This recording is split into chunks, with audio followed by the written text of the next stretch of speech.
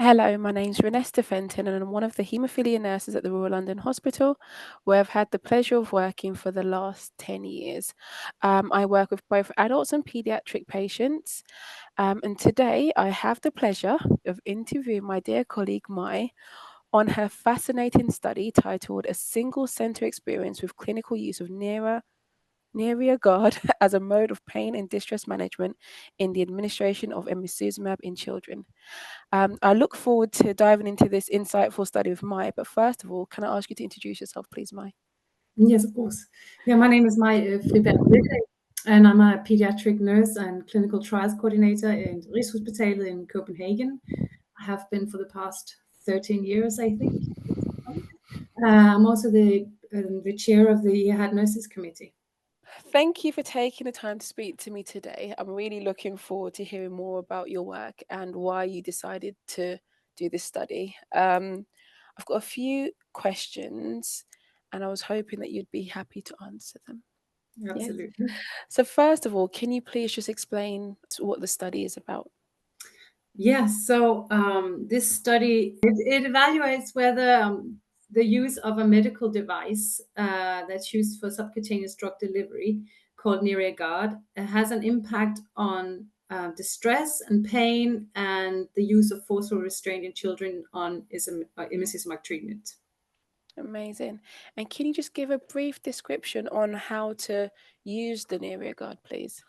Yeah. So there is like a housing. It's difficult without any pictures, but there is a housing with a button, ejection button at the top. And in this housing, there is a sort of a seat that it gets attached onto the skin with a fine catheter inserted into the skin, like made of silicone, like you would see in a PVK, for instance. Okay. And attached to that seat is also a line that you can use to administer the drug. So it's easy to see it in real life, but essentially what it does, this canister or this housing, it just, when you hit the ejection button, it shoots out this seat and inserts it into the skin, and then you have Okay. an access to subcutaneous tissue. And that can remain there for how long? It can remain there for several days, actually. And Okay. the advantages of this is that whereas usually you would use subcutaneous needles, it's actually the metal that stays in. So it's still a cannula that's inside the skin, which can hurt when you move around or play. And Yeah. this is made from silicone, so it's not the same kind of pain afterwards. Amazing. Thank you. So one of the things when I read your study, it really intrigued me, but I wanted to know what made you pursue this study. Was it one particular case or was it many small cases? What made you look into this? So the reason we started doing this was a particular case, but the reason we did this study was, well, because we had good results from that case. So it was actually, the study was born out of that frustration that we had with that particular case. And so a couple of years ago, I think pain and distress in children on emicizumab was not really being discussed. It seemed that we were all experiencing it, but we were not really addressing it. And it was mostly anecdotal that we were discussing it in hallways and corridors. And it was like it was a taboo, and that we were maybe afraid to be loyal to all the positive results we've gotten from emicizumab, because it was such a revolution and continues to be so. But we never really dug into the nitty-gritty problems that we had with it. Yeah. And we had this data from the Haven trials 1 to 7, where injection site reaction was reported in 15 to 30% across all the trials. 11% of that was rash, and itching was 3%, and pain was 4%. And 4% was a very low number, and it just didn't align at all with what we were seeing at our clinic or what I was hearing nurses saying throughout Europe. And adding to that background is in 2023, the EAHAD Nurses Committee, we sent out a survey through all our colleagues, and we got respondents from 10 different countries. And what you could see was some of the results was that nurses actually evaluated that up to 60% of the children they were treating had pain and also experienced distress. So that was quite a significant difference from 4% up to 60%. And we also learned that volume, how much you administer, and how rapid you administer it were the two major contributors to pain, and also adding to distress. And also distress and also had a compounding effect on how you perceive pain. So it was all interlinked. And also from a more personal perspective, until we came up with this solution, I felt so inadequate as a pediatric nurse. It was really difficult to solve all that pain and accompanying distress that these families were experiencing. So this publication was actually made it because I wanted to contribute to raising awareness of the challenges, but also, be part of that discussion and trying to find solutions for how do we make this better. Amazing. It seems like you're not just addressing the treatment itself, but what you're actually doing is looking at the whole experience that the child's experiencing when having that treatment. And that's really, Yes. really vital. Can you please elaborate on how pain or distress was measured? Yeah, so it wasn't actually, it's because this is a retrospective study. Okay. So we didn't design the study and then started the treatment. We started the treatment because we were at a place with a really difficult case, and we had our back against the walls. We had this 5-year-old boy who presented with hematorosis in the right knee, and he was undiagnosed. And before someone had the brilliant idea of testing him if he had a bleeding disorder, he had undergone so many different procedures that he in a non-pediatric setting, that by the time he came to us, he was so traumatized we couldn't even touch him at all. And we tried everything, nitrous oxide and sedatives, and we actually even tried general anesthesia, and we just couldn't make it work. And so I knew that the volume and how rapid it was administered was part of the problem. But the thing is that it had to be two nurses and the two parents more or less sitting on top of him in order to administer the drug. And he would scream and he would cry and he would urinate and he would have froth around his mouth. And it was horrifying. And it's one of the Yeah. worst things I've experienced as a pediatric nurse, really. I've never been in this situation before. So that's why we started using the Neria Guard. We had other patients, thalassemia patients, who receive iron chelation therapy, Mhm. and the Neria Guard is widely used to administer that. So we had to just come up with a solution and try it out, and then we realized the potential of this, and then we made contacted all of our other families and asked them if they wanted to be willing to try this out. And still we had to inform them that we didn't have any safety data on this. So this was something about balancing the need for a change with also testing if it was secure to use it. So that's the reason we don't have any measurements on that assesses pain and distress. I wish we had done it the other way around, that we could have designed a study first and then put in the patients. But yeah, reality came first. I'm kind of just struck by how a study like this, it's kind of giving the patients and their carers a voice, because I haven't actually, in my own practice, I haven't come across anyone who's reported feeling this way Mm. when administering the emicizumab. But I'm sure by you reaching out, you found out that your 16 families who are on this now, 11 of them were actually struggling beforehand. They just didn't say so. I just didn't So say. I think, yeah, a study like this really helps the patients and their carers to have a voice, and Mm. not just the sole focus be on the treatment or how happy us as clinicians are that they're not bleeding. Because Yeah. no, they're not bleeding, but they're suffering in other ways. You mentioned that the volume and the pace at which it's given has a direct impact. How quickly do you have to give the treatment through this device, the Neria Guard? You can take as long as you like, really. Okay. So that's one of the things that we realized is when we started interviewing our families, what Mhm. happens is, because it's so difficult to give it, and they have to use forceful restraint. Often it's one caregiver holding the child, restraining the child, and the other one administering, and they are just all want it to be done with because it's a very Yes. stressful situation. So that has a compounding effect, because then you would administer the drug faster. That actually hurts, which is Mhm. understandable, but it's just that's the cycle you want to break. So using the Neria Guard, it sort of becomes a two-step thing. You first of all, you need to insert it using this device and click it, and the child can be part of that. They can we train them to, once the housing has been placed the right position, we ask the children to push the button so that they are Okay. part of it. And then the second part of it comes where you actually start infusing the drug itself. And they can be part of that as well. So they can push the plunger because it's attached with a lock. So they Hmm. can push the plunger so that it becomes at their pace, or they can, vocalize that, slow down, or I need a Yeah. break. So you can do this over the span of several hours if that's Oh, what's needed. wow. Yeah.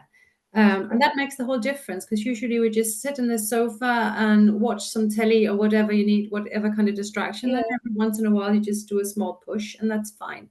And I think what I've learned afterwards is that the older children, they become really bored with it being such a lengthy thing. So they start themselves to make it shorter intervals, and the Yeah. infusion becomes more rapid. But that's their choice, and when they're ready for it. So you can actually take as long as you like to give it. Amazing. And the child is now a part of it. It's not that they're there and something's been done to them. Yes, They actually exactly. have some control. They can be a part of it. So, did you observe any significant differences in the outcome based on age groups or previous experience of injections? Um, well, I think the children from 3 years up, they have a better effect, or because they're old enough to understand that that cry for help that they had has actually been heard, that Yeah. someone is trying to make a change and they're part of that change. So they had better effect, I think. As for the infants, the smaller ones, it's they don't know what we're doing to them, so it's still the same kind of restraint you need to use, although you can minimize the perceived pain, I imagine, but it's impossible to ask the babies what their experience is. The one thing that really struck me was the three of the patients that expressed they didn't need the device, they were all previous inhibitor patients. And Okay. I thought that was noteworthy, because I imagine it's because they've been through so much and Hmm. they've been through hell throughout most of their childhood. So I think they just accept Yeah. things in a different way. So I would say the inhibitor patients are the ones that are the outliners in this. Yeah. And have you noticed any sort of injection site reactions or any issues with the administration of this new device, the subcut device? No, we haven't. Think, yeah, well, actually, that's not completely true. After the study, we did have one who reacted to I think, is the glue in the Band-Aid that's attached to the housing, Okay. that adheres to the skin. But that was solved. We have these wipes you can apply to the skin. I don't know if you like Yeah. protection barrier wipes. And then it was solved. But that was the only that was the only thing we experienced with that. What we were most concerned about was whether or not, because it's made of plastic, different kinds of Yeah. plastics, that there would be any kind of drug intervention, as there is in certain plastic compounds. We know that insulin, for instance, adheres to the lining of certain plastics, and Mhm. heparin as well. Um, so we didn't have any data on that, and it's not been stability tested at all. So that's why part of our study was to also retrospectively evaluate whether or not all our patients had emicizumab levels within the targeted range, and they all did. Yeah. But with that in mind, we didn't do a protocol where we sort of decided that you need to be tested, say, 3 weeks or 8 weeks Yeah. after.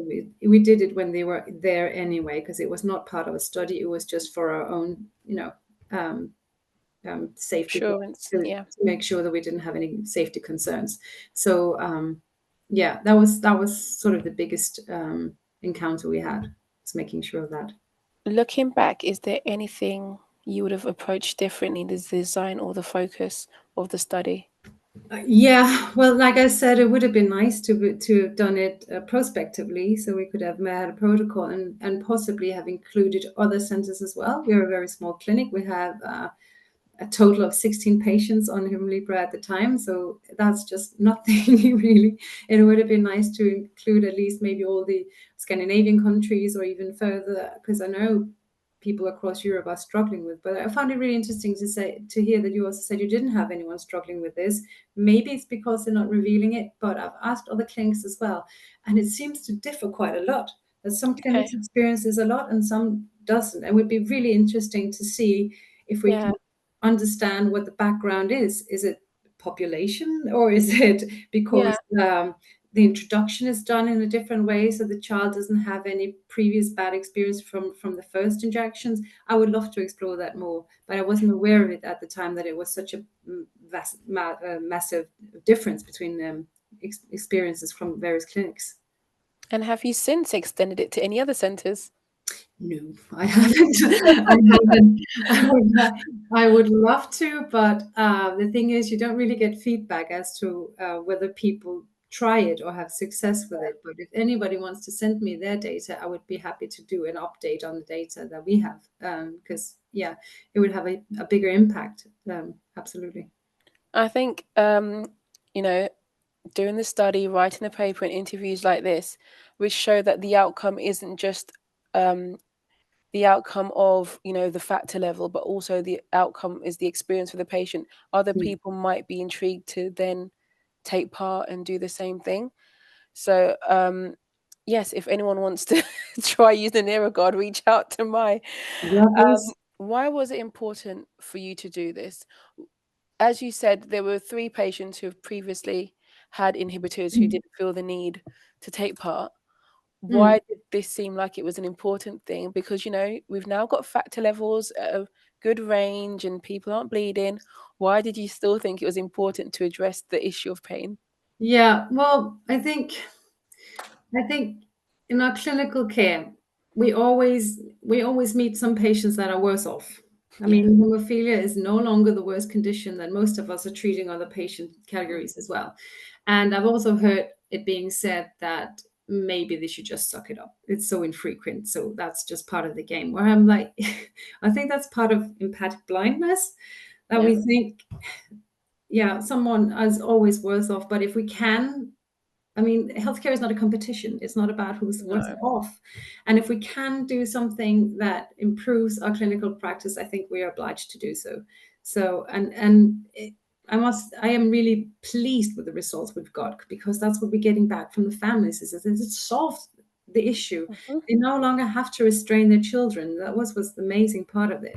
And it's no longer, I mean, beforehand they would tell us that sometimes they had to chase their children. They would be hiding under the Oh, beds, and there would be like tension in the air even days leading up to the injection. So that yeah. changes family dynamics so much, and I don't think you should underestimate what that means to a family. And it would have been nice also to do a quality of life study, although I'm pretty sure Yeah. it doesn't capture this.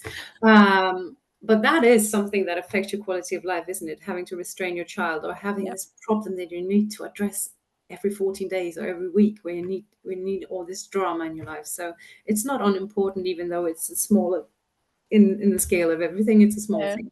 Yeah. And has anyone reported back saying that, the relationship with their children is better, the family dynamics is better? You've had Yeah. that feedback? All of Wow, them. that's Yeah, that was amazing. unanimous, all of them. I did have a patient recently where the parents said it's gone uh, back to being really distressful, and we had to, obviously, we knew it wasn't about the pain, so it was more about collaboration, so we could address it in a different manner, because we felt sure that with the pace they were doing it, that is not the issue, and we were able to resolve it in addressing cooperation instead. Um, yeah. Yeah, because it's important not just to look at medicine, but also to look at the holistic picture, the patient as a whole. It sounds that's what you're doing in your center. What would be your recommendation if I wanted to introduce that here where I work? How would I go about doing something like that? Well, first of all, of course, you need the backup from your clinicians to Mhm. say that it's all right. You could show them the paper and say, we don't Yes. have proof of it being completely safe, but we have nothing indicating that it's not. And then I would say the first thing we did was we tried to practice with the patients on a dummy first, just one Okay. time, and then they tried it. And obviously, I would do the imicizumab plasma levels beforehand, and then compare it to see Yeah. what happens.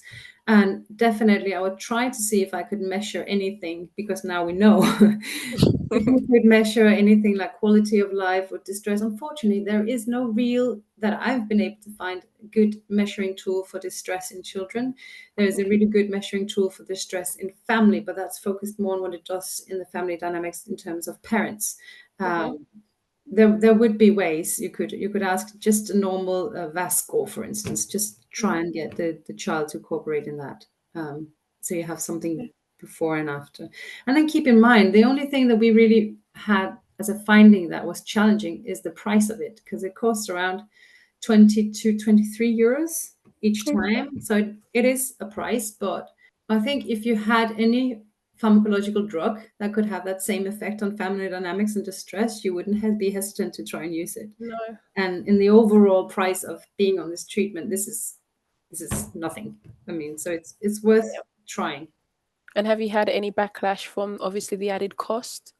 Have you had anyone complain? No, I haven't. But no, I haven't. Okay. Because it's part of our clinic already for all our patients on that has regular iron chelation therapy. So it's also it's a device we already use and know it's worth in that sentence. Yeah. Your study has shown that small designs can have big changes on patients' lives, patients' adherence, long term, and also compliance. In the future, do you think there's any modifications that are needed to the Neria Guard if you're going to continue to use this? I do. I actually talked to the company that produces them, and they asked the same questions. And one of them is, when you push the red button, there's a quite loud click, and that is definitely what's scares the children in the beginning, that click. But now we call it the clicker when we address it, so that we, instead of just trying to hide the fact that it Yeah. clicks quite loudly, we're just emphasizing that that's what it is. It's a clicker. Um, so that I would love to see an improvement in that. And then I've had correspondence with them trying to make it a bit more childish in the design. So perhaps be able to add stickers or make it in the design of an animal or something that's just a little bit more friendly. Well, I just don't know any animals that makes a clicking sound, but we'll have to find something. Lovely. So you mentioned that families were previously having to physically restrain the children. Um, that's going to have a negative impact on their relationships with their parents, but also the relationship they have with this treatment that they need. Yeah. Um, what are the long-term impacts of, months and years of having to physically restrain a child? What impacts have you come across? Or From studies, we know that it has long-term and short-term effects. For instance, short-term effects could be the inability to form trustful relationships. We also know okay. speech development can be affected by it. Long-term, if some of the effects that's been seen is, for instance, out of the adult patients that have needle phobia, 25% of these patients will actually find that it's enrooted in their experiences as a child. Mm-hmm. And it also has a negative impact that they might be more reluctant to seek out medical advice in the future. So that's a very big impact. And from a personal perspective, if I look at some of the patients that were young before I entered the clinic, some of them had experiences maybe 10 years before I came aboard. So I don't know exactly what has happened to them. But one of them, for instance, said he had difficulties putting on his socks because he has that his skin and his body remembers what happened to him when he was being restrained Oh, by his ankles in order to give injections. So we know that the body remembers. There's a study done by Anna Wells that talks a lot about this concept, that chronic pain in patients and how their body remembers stuff that's happened.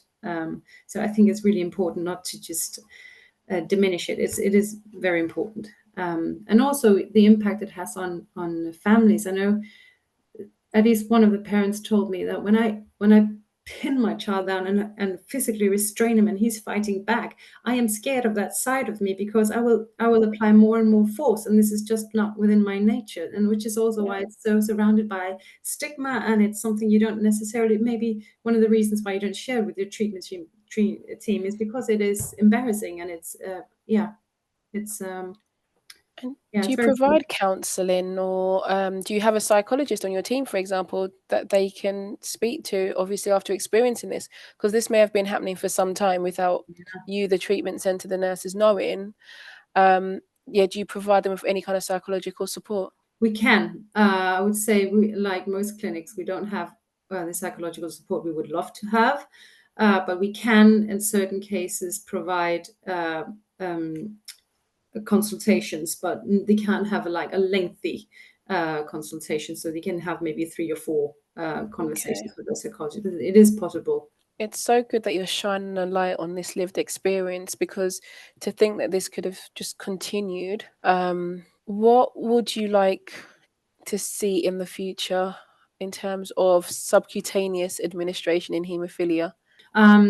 Yeah, so we know that some of the reasons for the pain is the volume and how Mhm. rapid it's being infused, but in subcutaneous drugs it's also about the preserving agents. Some of them are not pH neutral, so they sting and hurt quite a lot. So that will be interesting to see if we get the same responses in these new drugs, because it could be something completely different. But otherwise, we know at least this works for something, so maybe it's worth testing out if it can solve future problems as well. Yeah, I was going to say this kind of opens the door for future innovation to not only look at the medication, but also the way it's administered. Clinical care is not just about efficacy, it's also about looking at the child, the person as a whole. It's a lesson that resonates. And do you think there's anything else that we should be doing as a community to address pain and distress in not only children, but in our patients? Yeah, absolutely. I think that's still, it's not unexplored territory, but it's something we haven't been able to completely solve and tackle because of the strains we have in what drugs we can and cannot use in Mhm. bleeding disorders. So yeah, absolutely. And I think it's really important knowing that we can't just use every pharmacological drug out there. It's really important that we have a continuous outlook on what can we do that alleviates pain without being a drug. We need to constantly be curious and try to see if we can find some new ways to solve this problem. Yeah, definitely. And do you use any, I forgot to ask, do you use any kind of numbing agent before you use the Neria Guard? You Yeah, do? always. Okay, okay. Always use local anesthesia. Yeah. And from time to time, we will use icing or buzzy bees. I don't know if you remember Mm-hmm. Yep. them. Pinching, there's hospital clowns, whatever we can, distraction, pain relief, everything we can Yep. to help alleviate. Yeah, but we have a rule at our clinic that we will never do any invasive procedure without numbing cream until the child themselves, not the parents, but the Mm-hmm. child themselves express that they no longer want to use it. I'm just sorry, I'm just wondering how this is going to impact the next generation. Mm. Study, it opens our eyes to the possibilities, and just the idea that just because something is great in one aspect, so in terms of, bleed free, it's once weekly, once every fortnight, doesn't mean we should be blindsided to the other Mm. issues that might be present. Um, is there anything else that you wanted to share with us? One of the most important aspects in trying to alleviate a problem is to recognizing that it's there, right? And the thing is, I understand why it's so difficult to capture this pain, because when I started doing the study and wanted to do a collaboration with Roche on how we could alleviate that, they said, well, they don't really have any reports of pain, so the problem can't be that big. So I said, right, I'm going to record it then. And for every time a child felt pain, I had to fill in 4 pages of paperwork. When did the child experience pain? When did it subside? And is it still a problem? It's like they do this. That's like Yeah. 16 families every week. How? This happens times 4. Um, uh, yeah. So the paper trail is enormous, and no one has the time to do that in the clinical. No. So perhaps that's one way we can try and be the patient's voice, is actually make it accessible to people themselves to report and Yeah. somehow get it cataloged that there is a significant problem without it being something that's completely impossible to do actually. So that could be one thing, that we simply make it easier to report back on smaller issues. Yeah. Yeah. And is there any hope for having this safety tested in the future for using No, emicizumab? as I have contacted both companies that produces the drug and also that produces the Neria Guard, and it is just not feasible at the moment because it is an extremely lengthy work from their perspective. And especially, you might add, if we can't really describe, prove that there is an actual problem, there is really no incentive to do this. So, yeah. So we Yeah. still need to address that problem, that it's completely underdiagnosed how much pain patients are experiencing with this.